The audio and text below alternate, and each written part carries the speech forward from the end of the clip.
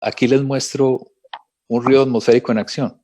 Vemos la cuenca del río Amazonas, el río, las corrientes de aire que transportan grandes cantidades de vapor de agua que se convierten en lluvia, viento abajo. Realmente eso es en lo que consisten los ríos voladores. Esta es una foto muy bella de Maggie Moss.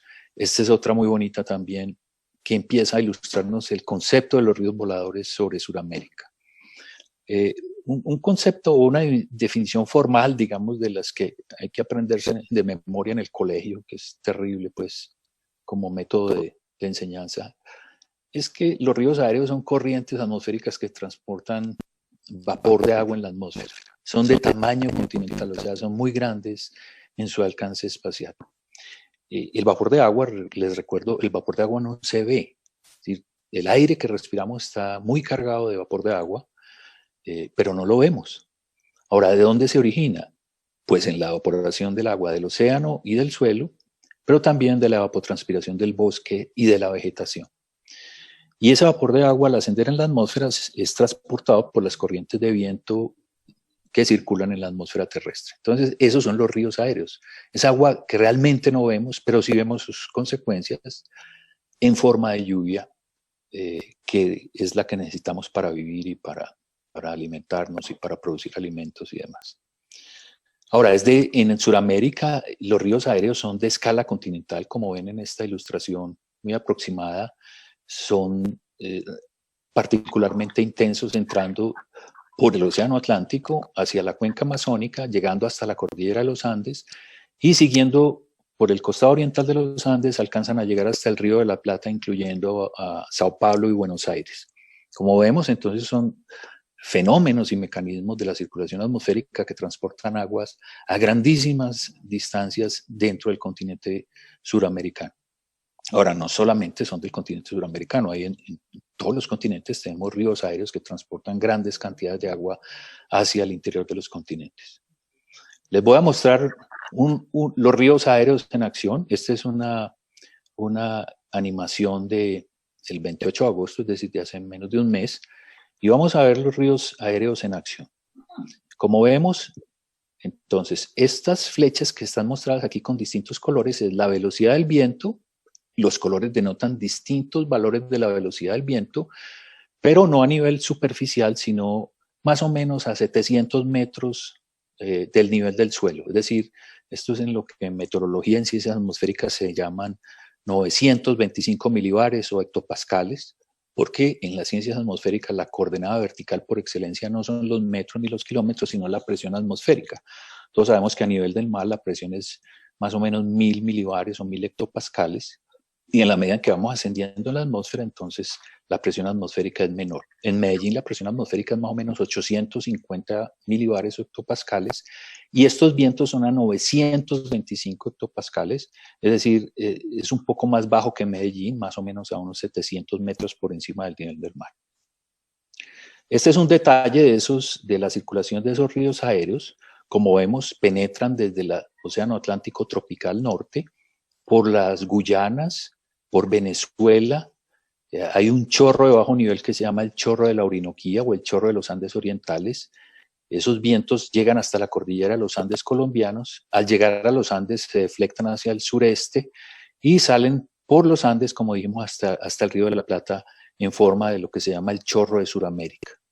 Como les digo, esa agua va hasta las latitudes de Sao Paulo, Buenos Aires. Bien, esta otra animación es muy bonita porque nos muestra la humedad y el vapor de agua que se crea diariamente en la cuenca amazónica como resultado de la transpiración del bosque. Aquí lo que vamos a mostrar es una animación. Esto es una animación de un modelo climático muy sofisticado, de muy alta resolución, que nos muestra lo que pasa hora a hora entre diciembre del 2014 y enero del 2015. Los colores son colores que usa la gente que trabaja en visualización de estos fenómenos, definen la concentración del vapor de agua en la atmósfera sobre el continente suramericano, que es lo que vemos aquí, en particular en la cuenca amazónica. Entonces, vamos a ver una animación hora a hora durante un mes, y lo que vamos a ver es el latido del corazón de la cuenca amazónica evapotranspirando agua de día y por lo tanto hay más vapor de agua de día, porque la fotosíntesis, es decir, ese proceso por el cual la vegetación y el bosque fijan materia orgánica, se hace a través de la fotosíntesis. Para poder hacer ese proceso, el bosque evapotranspira agua. Entonces, de día hay más vapor de agua en la atmósfera y de noche hay menos. Aquí vamos a ver el latido del corazón amazónico. Fíjense qué tan bello.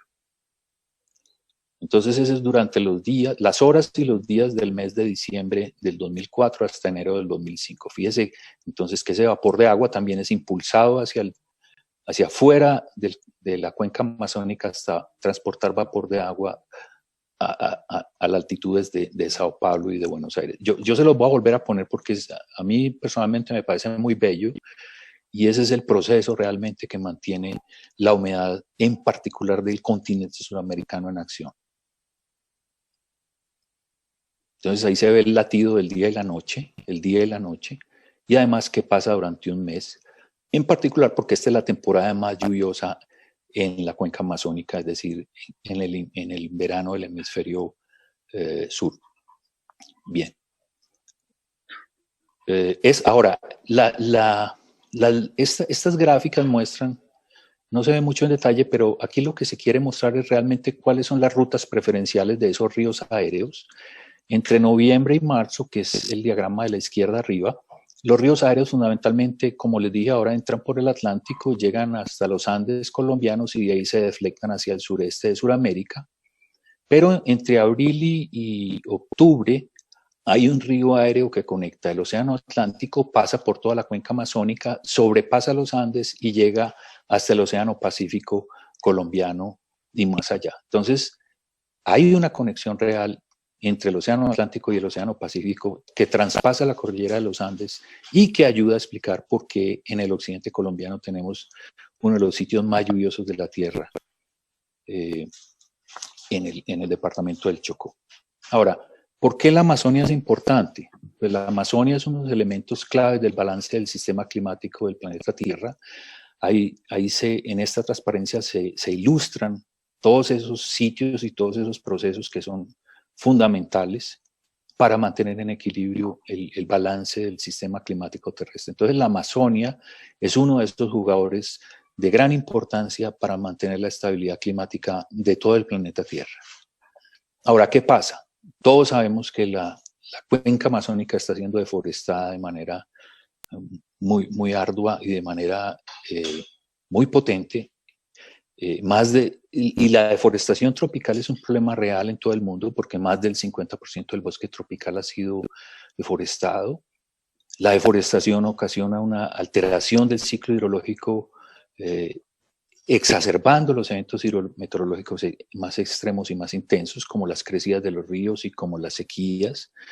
La deforestación causa desertización, pérdida de suelos y erosión. Por supuesto, se pierden servicios ecosistémicos como control o regulación hidrológica, control del clima. La deforestación contribuye al calentamiento global, al cambio global. La deforestación además contribuye al calentamiento porque, como dijimos, cuando un bosque está haciendo fotosíntesis de día y está produciendo la transpiración de agua, la evapotranspiración es un proceso termodinámico de enfriamiento, y si se corta el bosque es como si se apagara ese aire acondicionado natural que nos proporciona la naturaleza. Entonces, la deforestación también contribuye al calentamiento del clima. Por supuesto, la deforestación causa pérdida de biodiversidad, que a mi juicio es una de las últimas esperanzas para que Colombia sea una potencia económica mundial, porque tenemos una de las mayores biodiversidades del mundo y hay que aprovecharlas para nuestro desarrollo. Entonces es necesario dejar de propiciar por el sistema económico la deforestación, porque el sistema económico es el que propicia estos procesos. Bien. Todos recordamos la temporada de incendios del año pasado en la Amazonia brasileña y también en las Amazonias bolivianas y paraguayas. Las escenas fueron dramáticas, todos nos acordamos. Ese es un proceso que se ha venido dando pues desde hace muchos años. Aquí les voy a mostrar una animación de cómo ha sido el proceso de deforestación en la Amazonia entre el 2001 y el 2019.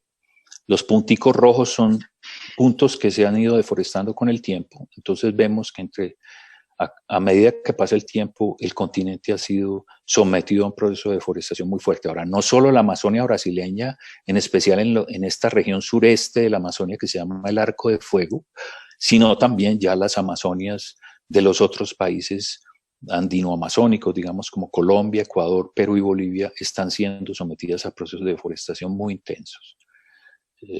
Creo que aquí tengo un acercamiento a lo que pasa en Colombia. Esto en particular es en el departamento del Caquetá, que es el departamento que lidera el ranking uy, se me desconectó. No sé. No, ¿se me desconectó? No, el tuyo, el mío sí. ¿Me oye? No. Aló. ¿Ustedes me oyen? Aló, aló.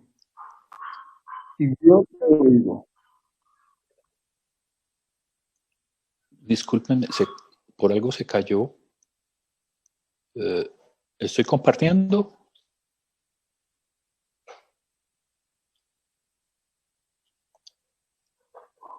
Aquí les voy a presentar la deforestación en el piedemonte amazónico colombiano, en particular en el departamento del Caquetá en los últimos 20 años. Fíjense también cómo la deforestación ha ido avanzando desde el piedemonte o desde la cima de la cordillera oriental hacia la Amazonia, aguas abajo, siguiendo particularmente el curso de los ríos como autopistas, digamos, de ampliación de la frontera agrícola y ganadera que propicia la deforestación de la Amazonia colombiana. Ahora, está sucediendo en todas partes en Colombia, inclusive en sitios donde no, y por ley no se puede deforestar, que es en los parques nacionales naturales como en el Chiribiquete.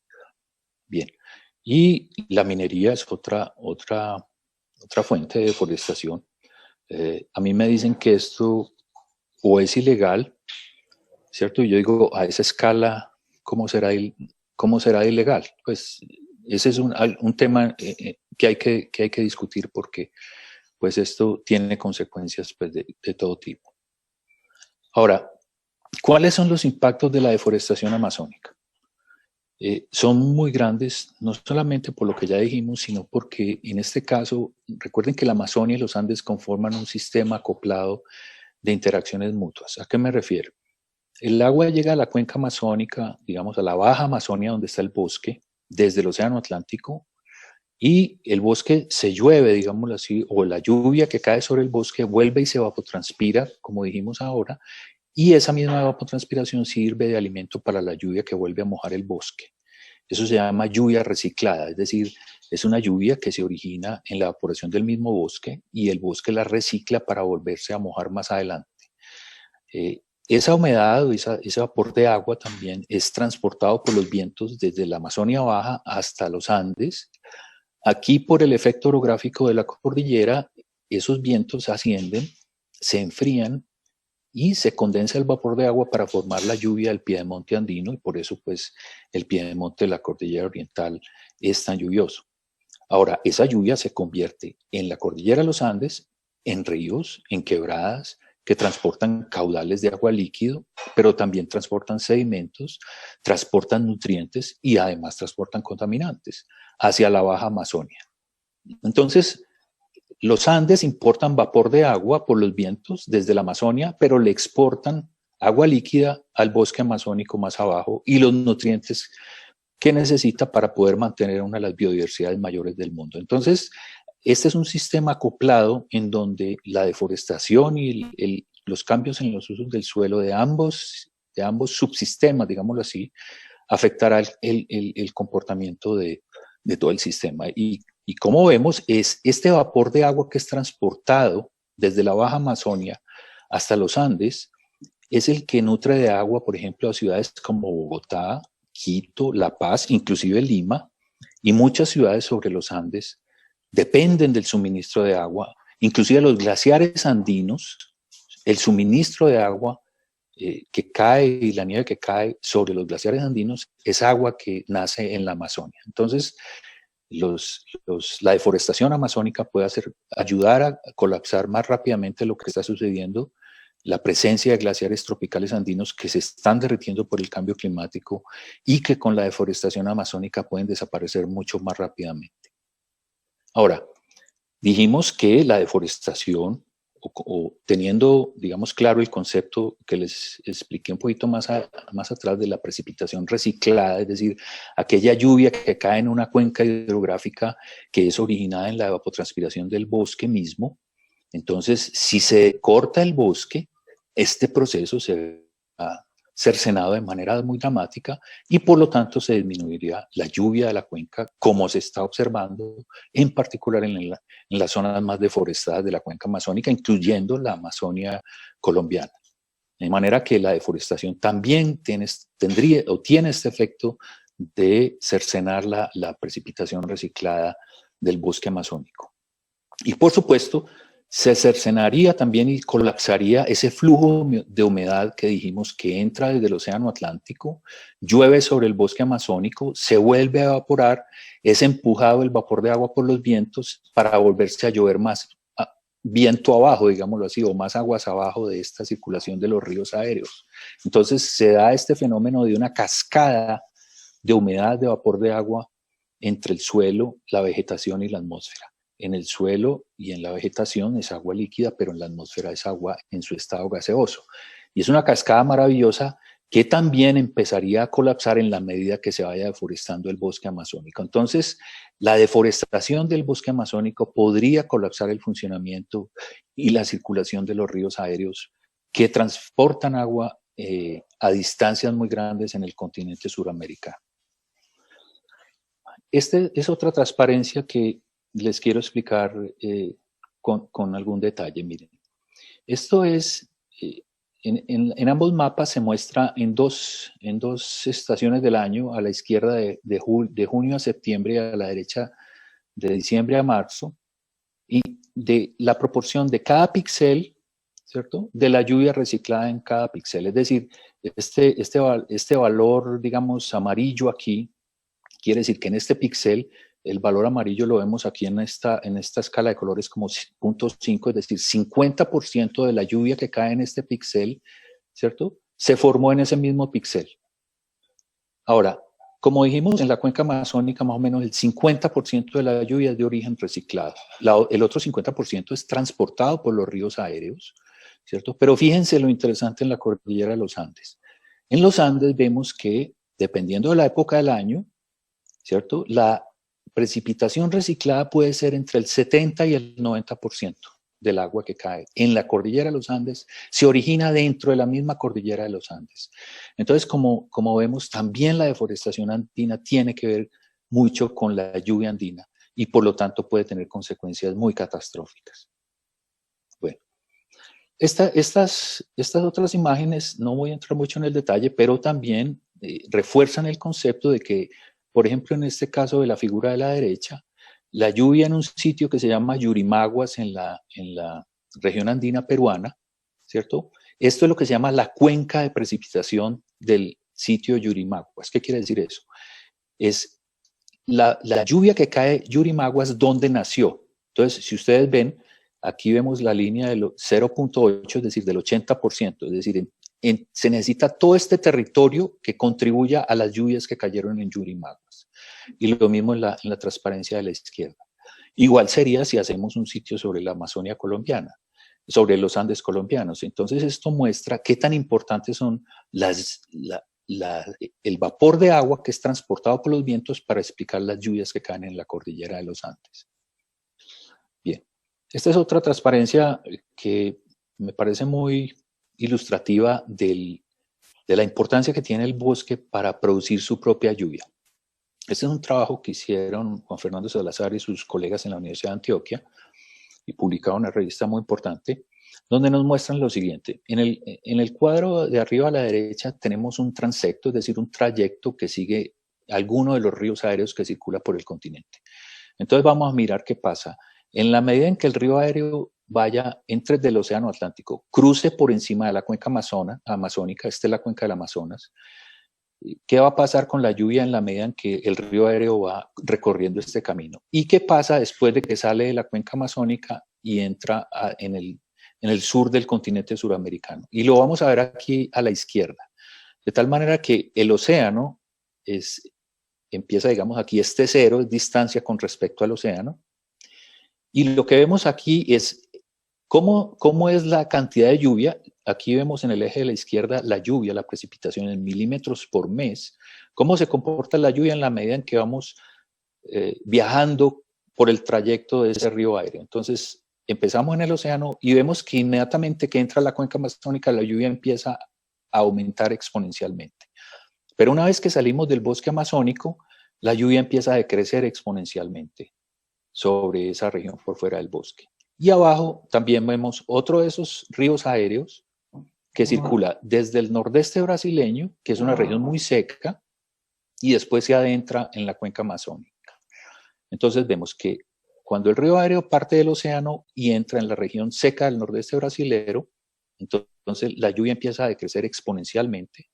Y cuando el río ya entra en la cuenca amazónica, entonces el río empieza, o la lluvia, perdón, empieza a aumentar exponencialmente. Esto pone de presente, y es una muestra muy bonita, de que el bosque no es un espectador pasivo de la lluvia, sino que el bosque es un generador de la lluvia, es un mecanismo muy importante para mantener la lluvia y para, en este caso, hacerla aumentar exponencialmente a medida que nos vamos adentrando en el bosque, en particular de la cuenca amazónica. Bien, otro mecanismo que está muy asociado, digamos, a ese transporte de humedad es una teoría que introdujeron unos investigadores rusos, Makariev y Gorshkov, que llaman la bomba biótica de humedad atmosférica.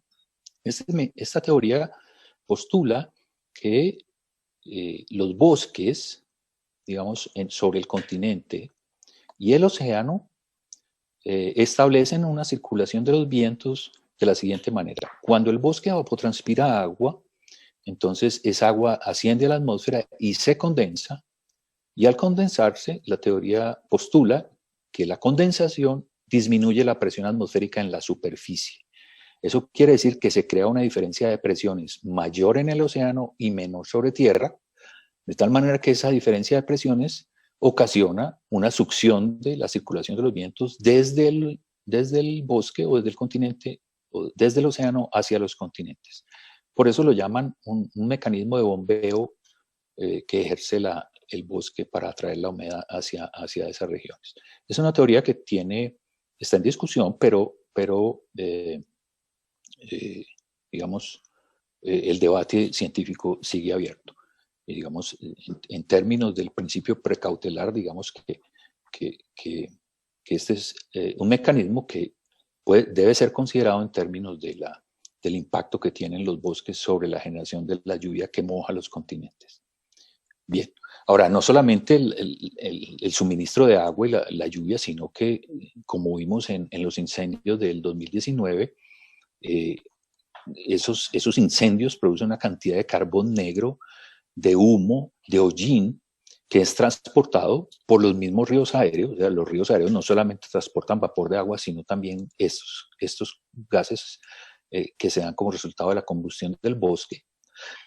No sé si ustedes vieron el año pasado la ciudad de Sao Paulo, un día, hace casi un año precisamente, a las 2 de la tarde se volvió de noche, precisamente por el humo y el carbón negro y el hollín que provenía de los incendios amazónicos.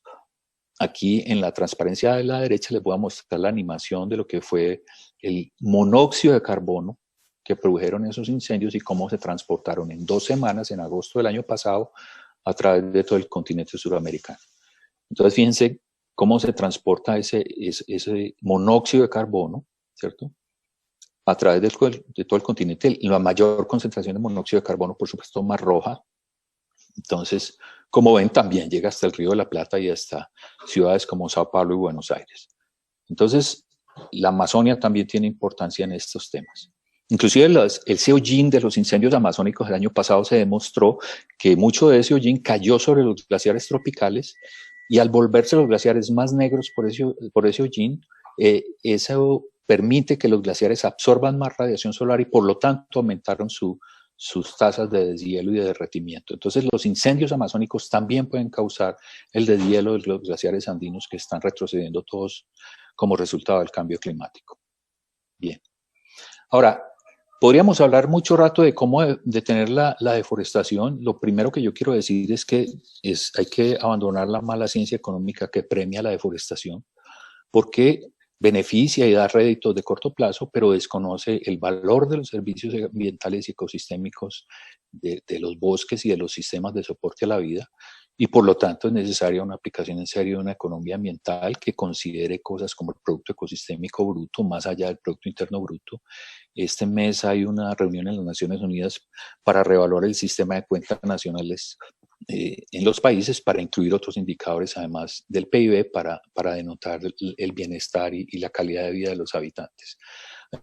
Hay un escritor que ahora está muy en boga, el señor Harari, dice que nos hemos convertido la especie humana nos hemos convertido en un asesino ambiental en serie.